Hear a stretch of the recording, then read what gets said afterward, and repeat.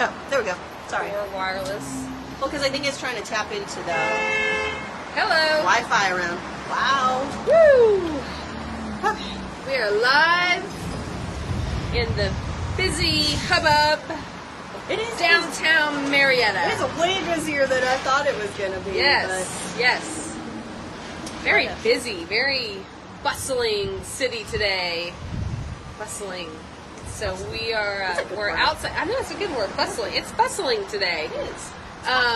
We are outside, and we'll get started in just a minute. It is chilly, folks. If it wasn't windy, I don't think it would be so bad. The sun's pretty. True. The sun's pretty nice. But it's we're getting into it. Well, it's chilly. Let's see. 2 weeks ago, when we were down the street, it was a little chilly. Last week was perfect. Yeah, it was beautiful last week. Yeah. So we're going to try to talk loud enough so everybody can hear us over all the street noise and horns and wind coming and going. We kind of stepped into an alcove of a business where we're at right now, so that hopefully the wind isn't too bad coming across. So just let us know if you have any trouble hearing us. Hey, Ann, can you give me a mic check since you listen to me quite frequently? So, give us a little shout out. Hopefully we are good. Anybody can give us a mic check. Hi, Van.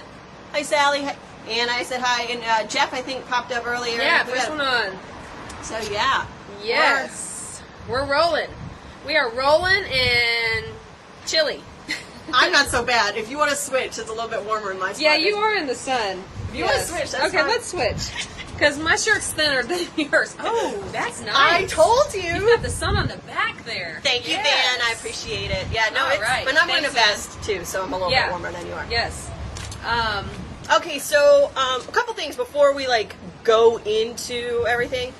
We hope everybody after yesterday is safe. We absolutely. hope there wasn't damage. Absolutely. Museum, we were A-okay. Had a little power surge situation, but we're back. Yeah, we're nothing good. major. We're good. And then we do know a lot of people around town lost trees and stuff, so we're hoping everybody's okay and stayed safe. That was a strange one. It's 2020. What are you gonna say? I mean, pretty much. Who knows what's next? You know. Don't say that. I know. I better not jinx us. Please I don't have to jinx us. It's 2020. I know, right? It's none crazy. of us. So, at the beginning of the month, kind of scheduled out what we were going to do, and I said to Amy, we need to talk about Atherton's explosion. Halloween night, 1963. Oh, I didn't do the math. What does that make this anniversary? Math on the spot. Okay, 63. 47. No, we're past 50. Didn't they have the 50th anniversary? Was that it a few years ago? 57? 13. No, that's 3 more years. So 60 would be 63. Oh, 40. Sorry, folks. Do the math. Somebody whip out their calculator. Somebody do the math for us, please. How many years ago? Halloween night, 1963. And it is a somber event, and we are going to take it down a notch when we get to that point and talk about that story in this building's history, for sure. 57. See, I said 47 first, but I did fix it to 57. I don't do math, no.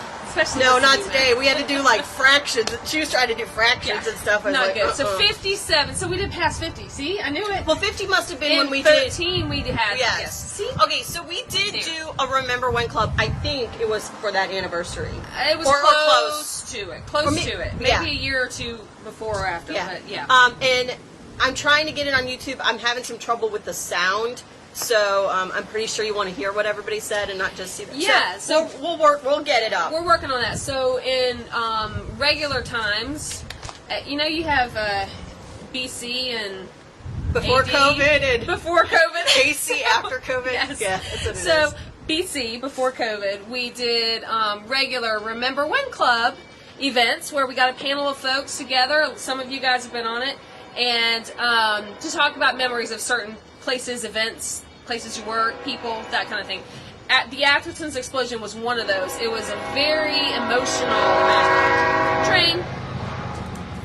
But almost as good as squirrel. I know. We're going to wait just a sec for the train to pass. He's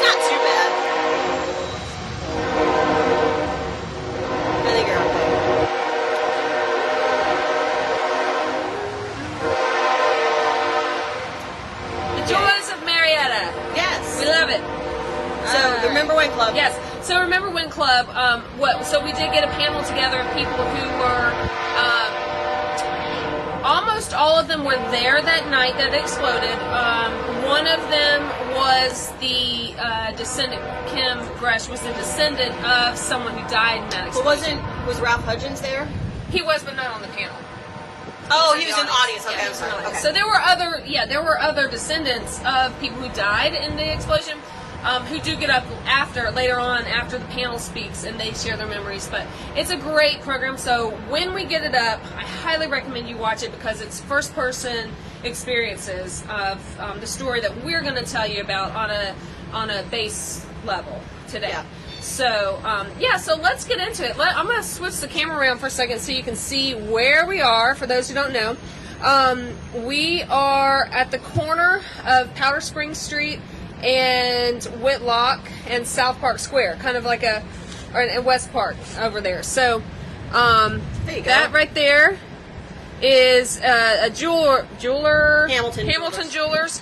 And if you go back down the street, Whitlock this way, our building's just on the other side of this. But we're focusing on this building right here across the street. It goes all the way to there.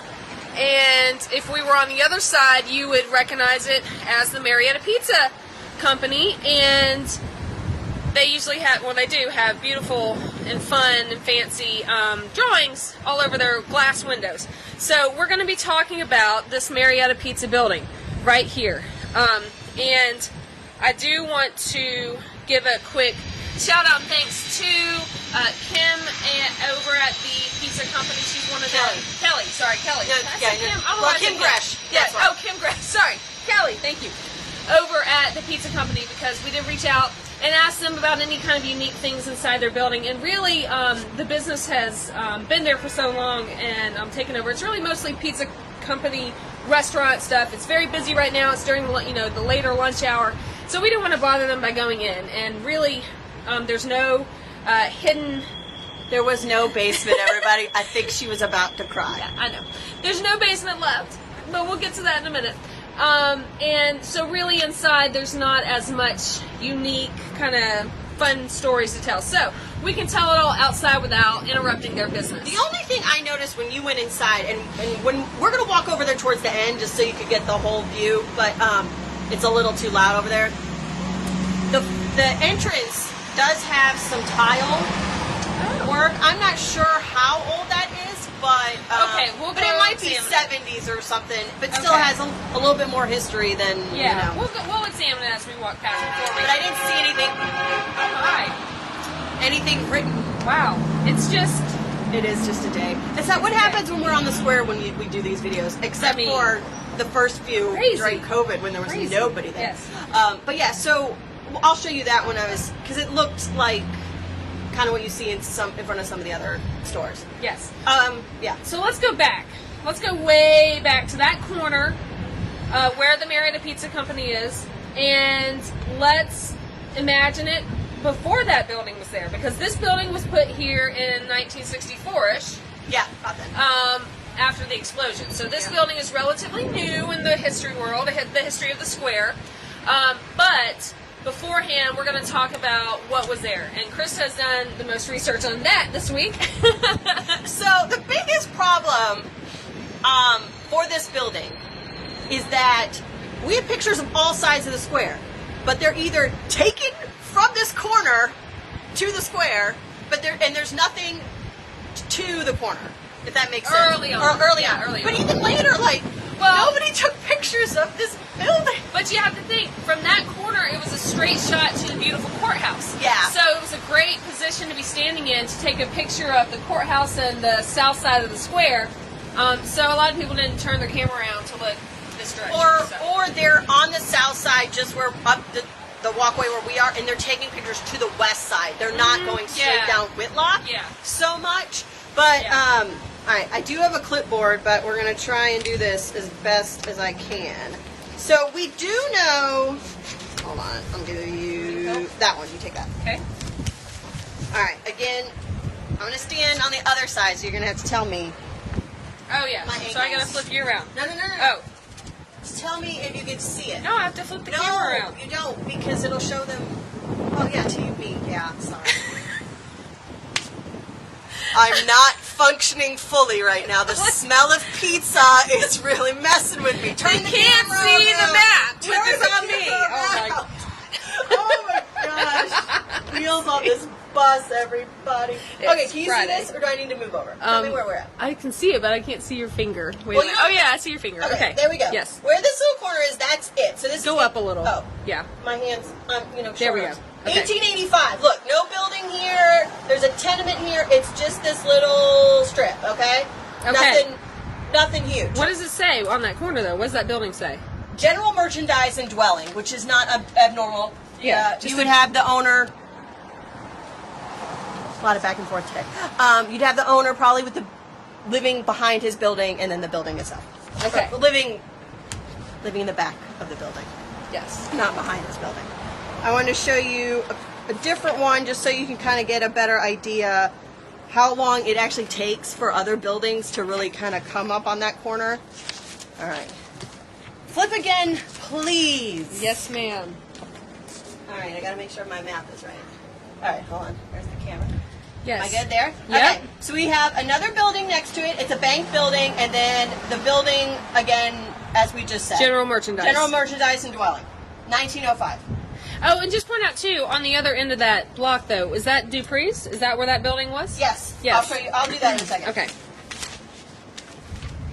So,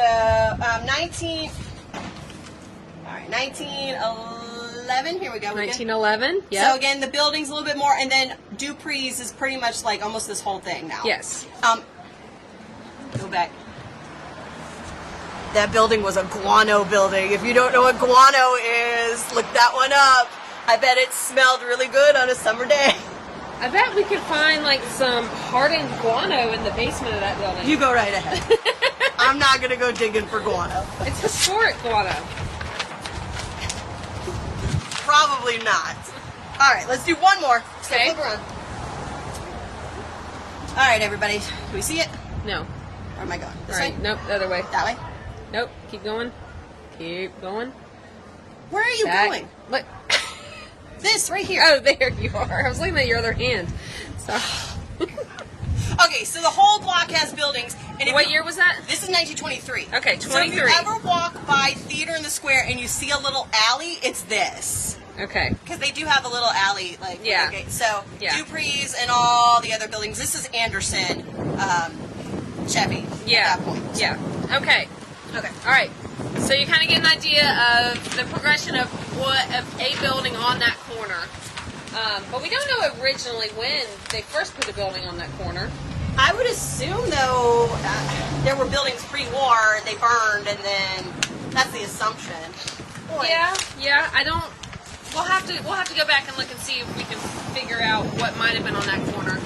There's other pictures I think we could look at. Sorry, as I'm Yeah. trying. Since it's so windy, I don't want my papers blown away. I don't want them to have my research like just randomly. They gotta earn it. Because one of the pictures that we have of the Masonic Hall that was here, it may show a building across the street. that's possible. There may show a building across the street, so we're going to look that up. Yeah. We were so fixated on just trying to find pictures, like it became. Now it's just become. Oh wait, what about that one? Yeah. Now we remember all these things. You did find this one. It's not Yeah. the best shot. Yeah. Yes. So if you're looking at this is a view up. There's Dupree's right here. This is a view of Whitlock, and this building right here. Okay, that is a large 2-story building that was put there in what year do we think? I don't I'd say know. 19. This is from the 1930s. Like Yeah, that around picture's from the 1930s, but that 2-story building is what the building was when it was Atherton. So it was a drugstore in that picture in the 30s, and This one, I posted this one like maybe a month ago. I did it then and now. This one you guys might know. This shot. You want to point to the corner? So here's the corner with the drugstore right here. This wouldn't have been the drugstore Yes. at the time. It would have been still part of Anderson's. Does Okay. this work? Anderson's. This is World War II because this was taken by Bell. Okay. So that's why you don't see a lot of the glass front. Yeah, okay. That comes later. Okay. So Amy and I were here. Come on over this way. We were under the impression though that like Atherton's was in this building.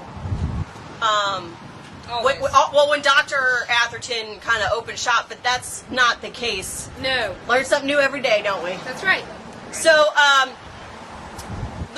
Dr. Lucius Atherton, one of the census records does list him as luscious.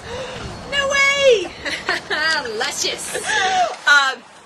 So he wasn't born here, but he comes here in the 30s. He takes up shop with Norman Collins, and so they have Collins Atherton Inc., which would have been over on the west side of the square. You want to? Well, let's flip real quick because we can actually see that location. Yeah. So right over here, you see that.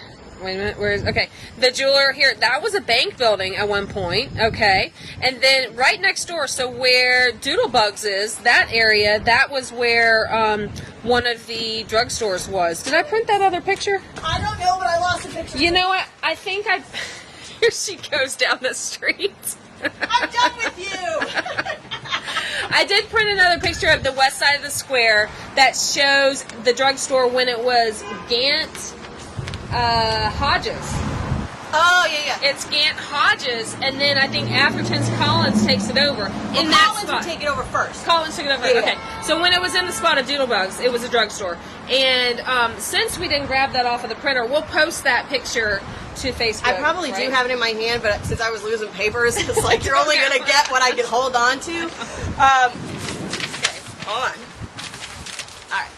This one, it's a little bit hard to see because it's a nighttime shot, but I'll post it.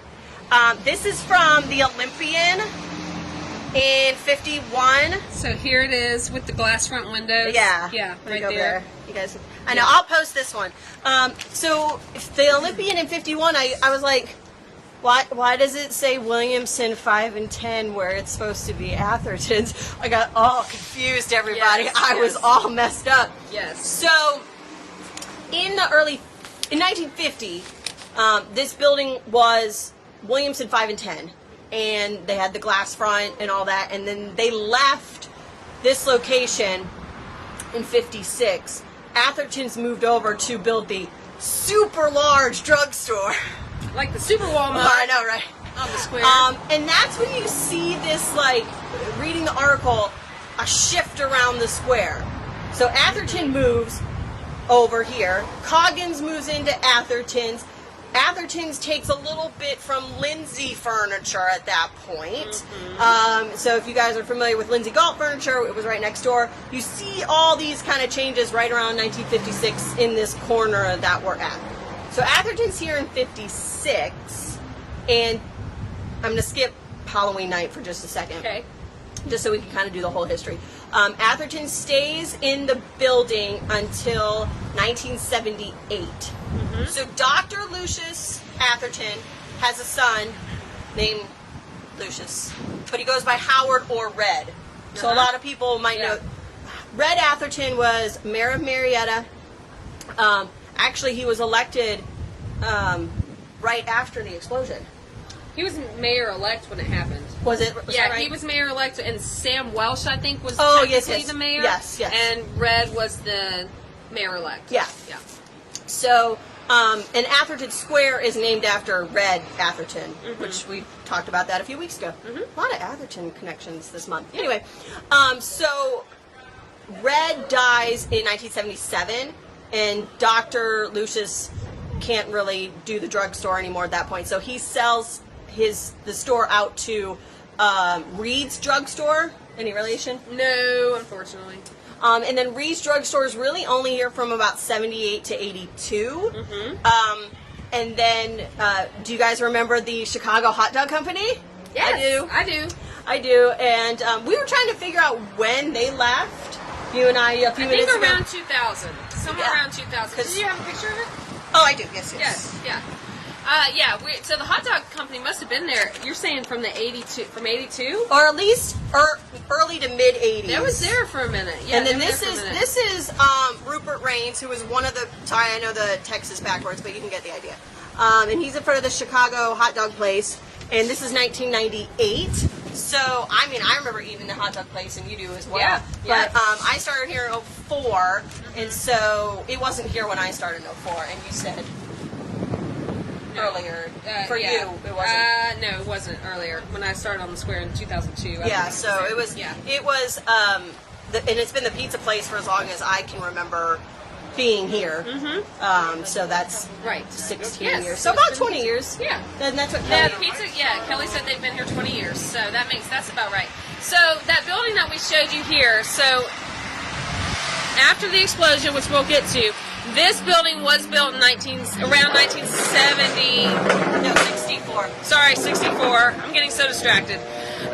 In 1964, and so you're saying Atherton's did run their drugstore in this building until 1978. Okay, Yeah. so it was the drugstore building. Okay, just not the original one. Okay. Yeah. So since it is Halloween. For my pins and earrings. I didn't. And it is an anniversary. We're going to tell you guys about that. We're just going to take a minute to talk about the story and remember one of Marietta's most traumatic events ever to happen, other than wartime situation. I would say since World War II. Yeah, since World War II for sure. Or World War One. I don't know about World War II. Nothing traumatic happened here in World War II, did it? Other than just men going off to war. But I mean, like here on our soil. Yeah.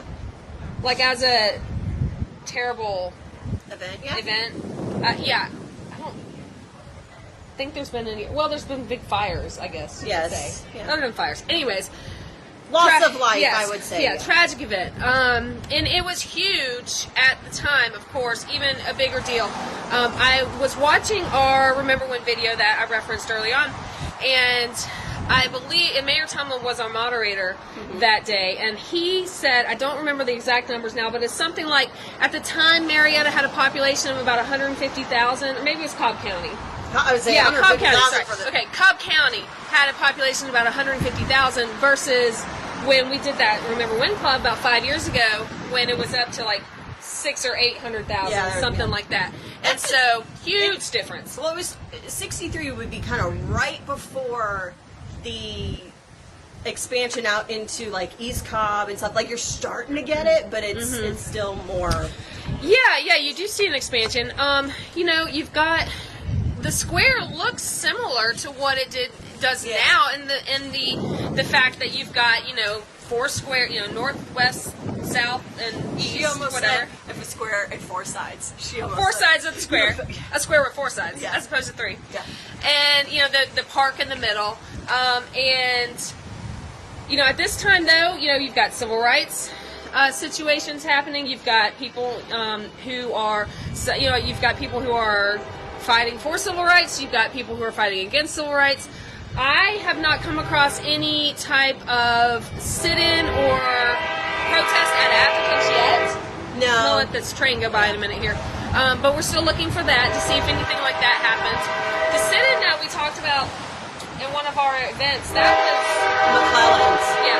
But that might be because in 63, 64, they were rebuilding this building, so there wasn't. I mean, 63, yes, there are sit-ins going on, but I'm wondering. Yeah, that could have been it. We don't quite know yet. And if anybody knows of the story that happened at Atherton's in that time frame, we would love to know about it, to hear about it. If there were any kinds of civil rights activities happening at Atherton's drugstore, at their lunch counter, or any others around the square for that matter. But the Marietta Daily Journal really wasn't covering those stories, shockingly, very well. So most of the times when we look for stuff, we also have to look at the Atlanta Journal and the Daily World, a couple other newspapers in the Atlanta area to get information about Marietta. I was talking to a volunteer earlier too, and if you think about it, Halloween 1963, not long after, you have the assassination of John F. Kennedy. So you've got like a lot of stuff for Marietta, a lot of tragedy happening. Yeah. And so it was Halloween night on the square. It was, I think it was like a Thursday night. I don't think it was a weekend, if I remember that correctly. But it was It was Halloween on the square. Everybody's milling about to do other things. The place is decorated. Well, they had just had, so every year they had a Halloween parade with children, okay, every single year leading up to this.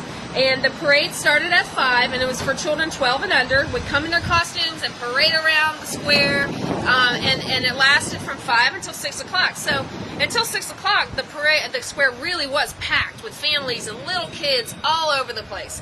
And by 6 o'clock it ends, and most people disperse and go home to get ready to go trick-or-treating. And some still hung out on the square. At this point, you've got... what? There were some high schoolers, like, I don't think they were doing something around there. I forget what they were doing. The high schoolers they mentioned as hooligans who were they were heading towards Atherton's to buy stuff like eggs and shaving cream and, to do pranks and that kind of stuff. Yeah, and we're gonna, towards the end, yes, her name is Marietta Scott, yes. So we're going to mention everyone who was killed in the explosion for sure. One of them was a 7-year-old little boy, Terry Wayne Carter, and he was going into, they had just finished up the parade. He was on the square with his parents and his 2 older brothers. No, he was the middle. There's an older and a younger. Oh, he's middle. Yeah, okay, he was middle. okay. Yeah, he was 7, that's right. Yes. And they had all gone in, and he and his dad were paying for a mask he had just bought to go wear trick-or-treating. Well, and I don't know if you read that story. The older brother didn't like the selection, and that's why he left with the mom. There was something where the mom and the other 2 brothers left the building early. Right, so they left the building early and walked out. So he and his dad were left in the building to pay. So basically at 6:20, now Rupert Raines, who was a longtime police officer in Marietta, who many people know, he was on our panel when we had it. Mm-hmm. He said that the explosion happened at 6:22 p.m. because that's when his watch stopped. So at 6:22, or around 6:20, right before it, you've got the Carter family in there. You've got Rupert Raines and 2 other police officers. One of them, Wendell Black, we actually have the uniform that he wore. Yes, we got that's that. right. We recently had that donated. That's right. I don't have pictures of that, but I can work on that. Their uniform he was wearing when the explosion happened. Mm-hmm. So the 3 officers were standing outside talking, just outside the store. They had been in the store earlier and had just walked outside. He said that they were there working as kind of security to watch out for the high school hooligans who were going to be pulling pranks. And so he was standing outside. You had we had S.A. White, mm-hmm. who owned a long-time the oil company down on Atlanta Road and South Cobb Drive. Mm-hmm. And the company's still there. His granddaughter was on our panel, Kim Gresh. And S.A. White, his daily routine was after work to come up to the square, grab a cigar, and then head home. And so he had just done that. He had just walked in the store to grab his cigar. So he was in there. And then you had Miss Irma Fowler, who was Dr. Fowler. He was a pediatrician. And mother of Robert Fowler, who was editor for the paper at the time. Mm-hmm. So she had just run into the store for something. She was just going to run in and out quickly. Mm-hmm. She had just run into the store. And so you had a few people in there, most people dispersing. You had Prilla Glover was walking around the square with her children. Prilla Glover Otley was just walking around the square with her children after the parade, and she was standing outside when the explosion happened. So at 6:22 or around that time, all of a sudden a massive explosion happens right here in this building, on this corner, and the actual explosion comes up from the basement because of a gas line. Now later on, Atlanta Gas Company determined that it was a tree root that from some of the trees around the square that grew into the gas line, and that the gas lines were very old all over the square, not just at Atherton's, and that it had penetrated enough to start leaking gas into the basement of Atherton's. So the basement, and it's natural gas, so it was, it didn't have a smell. Because now they put that kind of, there's like a smell to it now. They pump something in it so that you can smell it. So at the time you can smell it, and so it fills up in the basement, and eventually there was a engine or a pump, anyways, in the basement that turned. There were a couple down there, but one, Hubert Brown said one of them turned the soda fountain on and off. Yeah. Like it was the pressure. I don't know how that works, but anyways, at some point one of those flicked on. The pilot of those flicked, and that's what set off the explosion with the gas in the basement. Because I think some people had thought like it was a cigarette. Well, some people thought, well, maybe it was S.A. White who lit his cigar in there, but that's not true. That's not what happened. It was the tree root that grew into is what was determined, into the gas line. It filled up, and then the pilot clicked on, and it caused the explosion. So the explosion happens, and it goes straight up. And one thing that that's been noted is because the front of the building was full of glass, was all glass fronted, that the explosion was able to push its way out that way, and instead of going up and back, which would have done much more damage to all the other buildings in the square in this area. And so where the explosion went right up was right near where the register was. Essentially, that was the main area, and then it went up and out around the rest of the store. So the people who were standing right there in the register area were immediately killed, and that was the Carters, Betty Jo Carlisle, Mrs. Marie Butler Barfield, who were clerks in the store, and then as Ann mentioned earlier, Otelia Scott, S.A. White, Miss Fowler, the ones we had mentioned, but yeah, so those were. So and we'll relist everybody. Yeah, 7 people died in total. And then there were many more injuries. And so Rupert Raines and the other 2 police officers, Wendell Black I think was one, and then there was another one. I'll look. Yeah, they were standing outside the building. They were blown across the street. I think it was George Kelly. Kelly, that's it. They were blown across the street towards the what's now the jeweler, Hamilton Jewelers, where the bank was, blown in that direction. And they had multiple injuries. At that point, Hubert Brown was coming up on the square, and he saw them, so he started to help. He was a medic during Korea. Didn't he work at Atlanta Gaslight? He worked for Atlanta Gaslight, and he got the call that there was an explosion and to turn around and go up to the square. So he came up to the square, and he got there, and 2 main things happened for him initially. Well, actually 3. One, the gas turnoff was somewhere in the ground outside the building. So he got his long key to get into the ground and turn off the gas. He did that. Then he saw his first cousin, Lillian Carter, he went to go help people, and one of them happened to be a woman. As he got closer, he realized it was his first cousin, Lillian Carter, and she was just frantic because she knew her husband and son were still in the building, and where were they? And so, she was injured herself, I believe. She was injured, because they were standing right outside the front. So they were blasted away, kind of, but they survived it. Her and the other 2 sons, and then he also helped Rupert Raines and some of the police officers who were standing there with their injuries. And they ended up all going to the hospital, to Kennestone, to get seen. A bunch of people who were injured were sent up to Kennestone Hospital. A kind of somewhat humorous side story was I know this one. One of the doctors, and now I can't remember his name. Shoot. He's in our video. He was on our panel. One of the doctors, the ER doctors, surgeons, he had his whole surgery team, so all the nurses and I don't know, everybody on the floor, the residents, all of them were at his house that night for a Halloween party. They were all in costume. The party had started at 6, so they were all just getting in, as he said, heavy drinking. Yeah. And when they got the call at about 6:30 to say there's been a massive explosion, everyone's going to the hospital, you got to go, call up your troops, and he's like, well, they're all here. Yeah. So they all go. So if you can imagine the scene. In costume, in the hospital. No hesitation at all. They're like, we got to go. They all go up and take care of the injured, and some dead. And so they did that.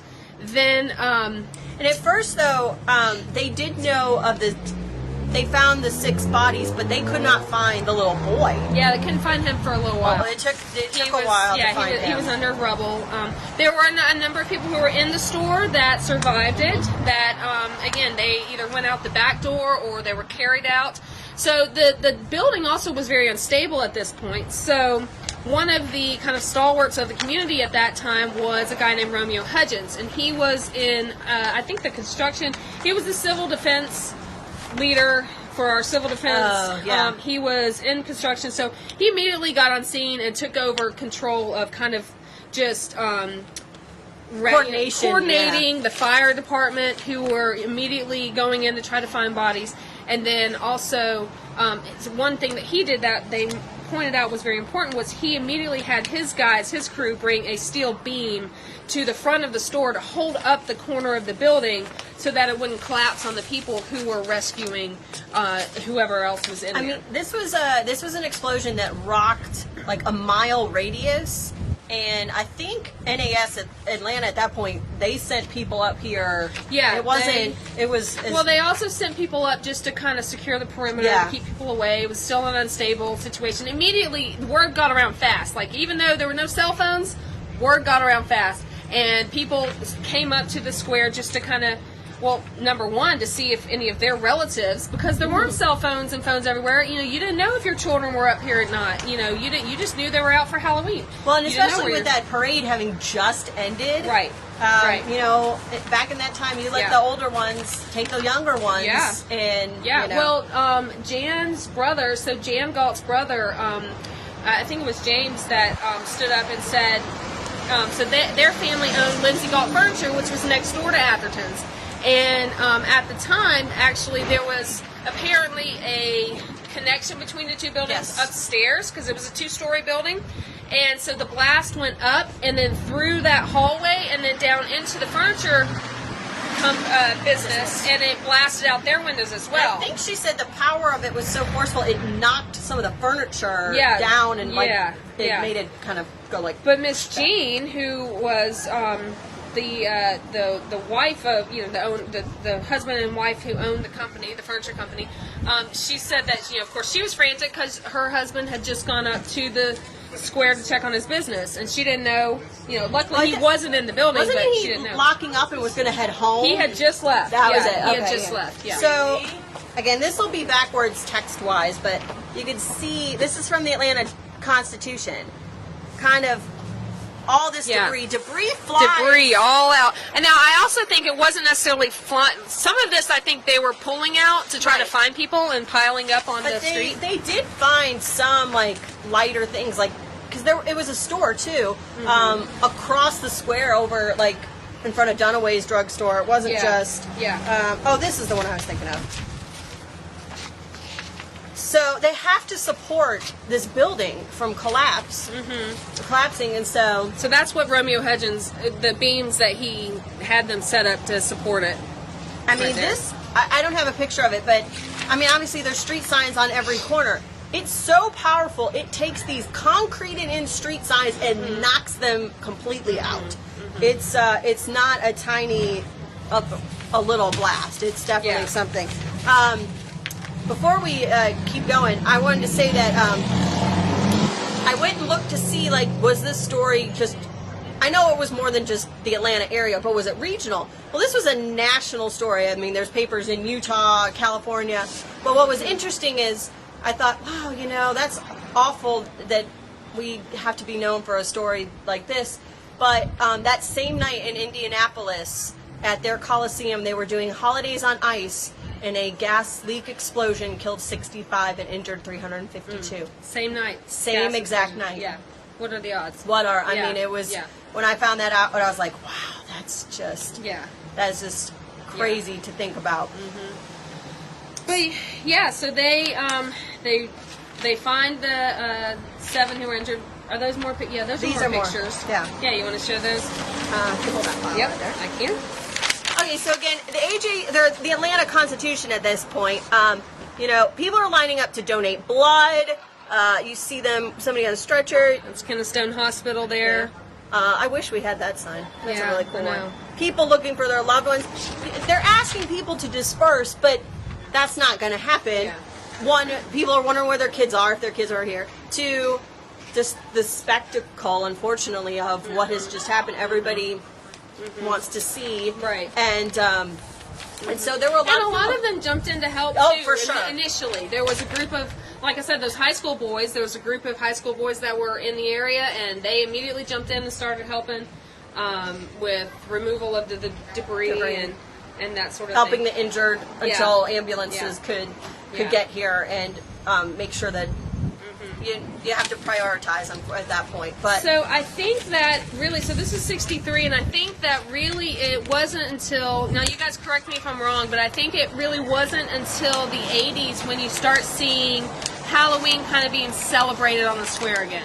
At that point in the 80s, they started having more, what was that called, the festival? there was Halloween happenings. Yeah. That There one was got a little another- raucous. Yeah. Wasn't it that one? Maybe it was that one. So they started having festivals again in the 80s. But until then, Halloween became a very tragic day for this community. And the insurance company, I think they had to pay out. Actually, It was this that I thought was interesting. I didn't do the comparison, Yeah. but it said $168,567,000 lawsuit has been filed against Atlanta Gaslight. I thought, yeah. that number is way too low. Well, one thing that, Matt Flournoy, he is a local lawyer, and he was at the panel, and he said his dad, who was a judge at the time, actually was handled for the Atlanta Gaslight Company. He handled settlements. So they really didn't want this to be a big deal. They didn't want a big investigation because they knew, the gas company knew that the gas lines all over the square were pretty shabby. So they were put in like the 30s. Yeah, so. that this was something they needed to work on, and could be sued for much more. And so they had out of court settlements, I believe, and his dad, Judge Flournoy, was involved in handing out the checks, pretty much. Yeah. To So people. I was rereading it to make sure that we had this, but the gas was everywhere. That's why it wasn't just like one spot, as you were saying. It was everywhere, and that one spark, that's why it just caught everything. And of course, oxygen is going to make it go even farther. Yeah, So. yeah. So after the explosion, and they clear everything out, I guess at that point, they completely demolished the building. I think they had to structurally. Yes, it wasn't structurally, sound. they demolished the building. Lindsay Golf Furniture Building stays, though. They are able to clean up and open back up. Well, and the Anderson building, which is right behind it, we can show them This that. one, yeah. So that's still that building this was building- original at that point. yes, that building was there during the explosion. So, I almost wish I could kind of go up and see the wall up there at the roof line and see if there's any evidence of the explosion, or if there's a basement over there, They kind of did look say for it. future. Yeah, future.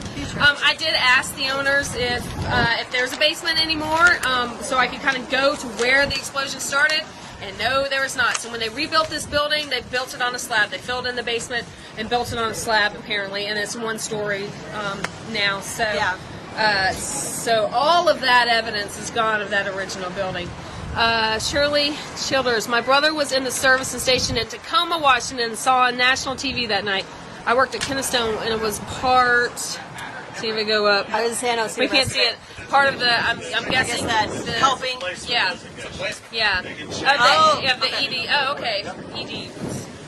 What's ED? Emergency department? Oh, emergency? Yeah, Took me a like minute. ER maybe? Yeah, wow. Well, I'm sure you have some stories you could probably share with us on here. Please do. In the comments, even afterwards.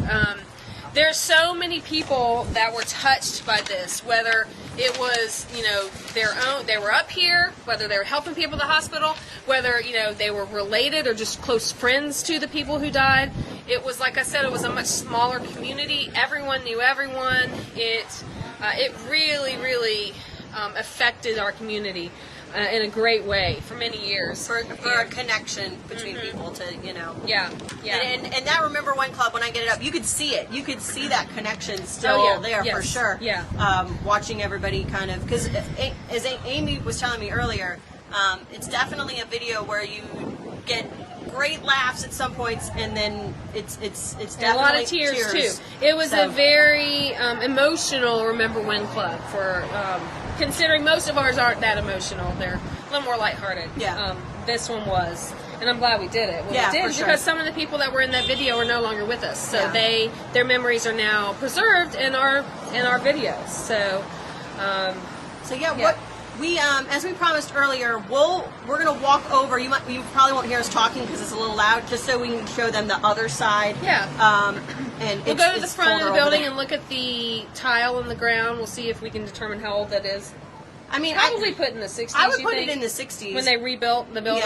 Yeah. But So, I was just I noticed that earlier, and then just so you guys can get an idea of, because I think. Did we actually read everyone who died? The Oh, names? let's read. We did, Yes. but let's do it in order. Let's Yeah. do it, or let's do it properly, not kind of Yeah. hodgepodge for a minute there. All right, so this is actually from the Atlanta Constitution, and it's Mrs. Ralph Fowler Sr. or Miss Irma. I think she was Dobbs, correct? I believe she was a Dobbs. Fowler Sr., wife of a pediatrician and mother of Robert Fowler, editor of the Marietta Journal. Joe Ben Carter, 33, auto plant worker, and his son, Terry Wayne, who was 7. Mrs. Betty Jo Carlisle, 26. Mrs. Marie Butler Barfield, 51, both clerks at the store. Miss Otelia T. Scott, 52, a substitute teacher at the John McEachern Elementary School, and S.A. White, 63, oil company distributor. So, as we go about our trick-or-treating on Halloween night, we'll also remember those who lost their lives in this community 57 years ago. 57 years ago. So let's take a walk over. Let's go. You know, I'm going to just take this off of here. Okay, that's fine.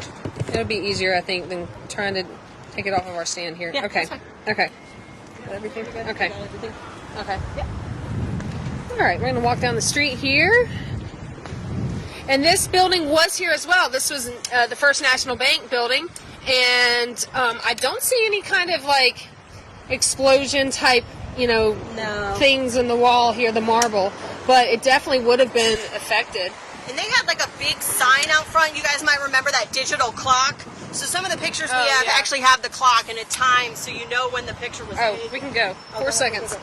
4 seconds, 2, 1. Uh-oh. Okay, here we go. Across to the front of the building. So, still got some glass right here, but... That might have been put in the 70s. Yeah, I think this was put in when they redid it, maybe. Yeah, but it's the entrance to the doors. Nice, cool doors from the 60s. As you walk down the side here. So, like, this would be a little bit more what you have seen, the glass front. Yeah, you would have seen the glass front like this. Now this is Theater in the Square, but this is where Lindsay Galt Furniture was, over here on this side. And we can walk over to that The alley's right here. alley. So, but remember, really early on, I was talking about how there weren't all these buildings right where we're at now. They Right, came these later. were all open So areas. 1920s, you see more buildings come in, and then this little alley was This there. alley was very, very early on. So you can see some old details on the side of Dupree's, which maybe we can do that building too. Yep. So She wants to find the guano. Yes, we're gonna find the guano. So Okay. yeah, so here we are. Yeah. Back on the corner. So I hope you guys enjoyed our story, or thoughtful, Well, I hope some. If moments you on- didn't know this story, I'm glad you listened. If you did, if you have any memories you'd like to share, let us know. I don't know where we're going to be next week. Oh really?